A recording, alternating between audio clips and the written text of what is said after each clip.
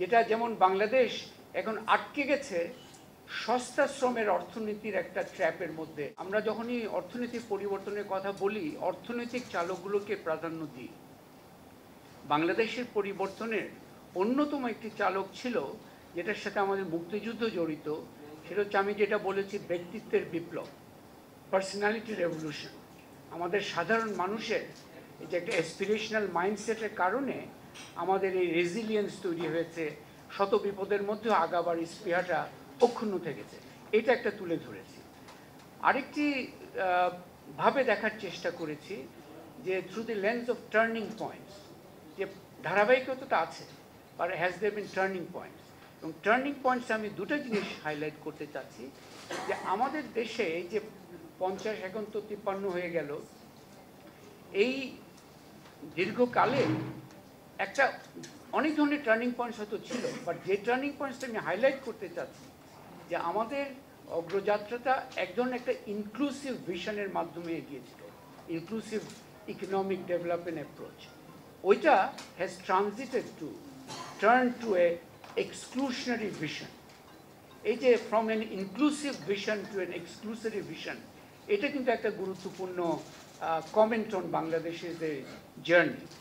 এবং এই inclusive exclusion যে হলো, তার এই চেহারাগুলো কী কী সেগুলো যদি বলি, যে এখন প্রবৃদ্ধি হচ্ছে, প্রবৃদ্ধির সাথে কিন্তু নিরাপত্তাহীনতা এটা অঙ্গাঙ্গিভাবে জড়িত। আপনারা দেখবেন যে নিরাপত্তার নানা ধরনের চেহারা আমরা দেখতে পাচ্ছি। Policy and political voice in economic decision making দুটাই ইন এ ডিসিপিয়ারিং মোড আছে। এটাও একটা এক্সক্লুশনের একটা অন্যতম দিক। আরেকটি হচ্ছে শিক্ষার বিষয়টা গুরুত্ব দেওয়া হচ্ছে। শিক্ষা কিন্তু সেই ঔপনিবেশিক সময় থেকেই শিক্ষা was the driver of social mobility. It is no longer a driver of social mobility.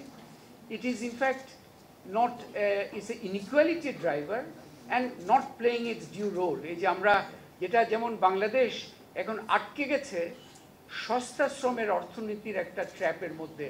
ফিলিপিনের উদাহরণ দেওয়া হলো, ব্রাজিলের উদাহরণ দেওয়া হলো। আমরাও কিন্তু সেই ধরনের সস্তা শ্রমের অর্থনীতির ট্র্যাপের মধ্যে আটকে গেছি, তার সাথে শিক্ষা জড়িত আছে। সো আমার এগুলোর সূত্র ধরে যেটা বলতে চাই, যে আগামীতে economic agenda is a political agenda. আগামীর প্রপার ইকোনমিক এজেন্ডা যদি হতে হয়, it has to B political agenda. এবং এই পলিটিক্সের পুরো বিষয়টা আমি আমার তথ্য যেটা ইউজ করেছি, একটা টেবিল আছে করাপশন নিয়ে। ইন্টারেস্টিং যে এই যে কেন পলিটিক্যাল এজেন্ডা, করাপশনের 3টা আসপেক্টস তুলে ধরেছি। একটা হচ্ছে corruption as the source of অতিধনী তৈরির কারখানা হিসাবে, করাপশন অ্যাজ ইম্পিউনিটি, এটার সাথে জাস্টিসের টোটাল কোল্যাপস একটা হয়েছে, করাপশনের মাধ্যমে আমরা বুঝতে পারি। আরেকটি হচ্ছে করাপশন ইজ, আগে করাপশন কেন করতাম? আমার সুবিধার জন্য। এখন করাপশন করতে হচ্ছে আমাকে প্রোটেক্ট করার জন্য। ইটস এগেইন এ শিফট, যে নিজের সুবিধা নেই, আমার প্রোটেকশনের জন্য আমাকে করতে হচ্ছে। সো আমি শেষ করবো এটা বলে যে আগামীতে economic agenda is a political agenda, এবং আগামীতে we need not just political competition and restoration, we also need a very strong competition of development vision, and hopefully this book is a first step towards that, engaging in that competition. অসংখ্য ধন্যবাদ।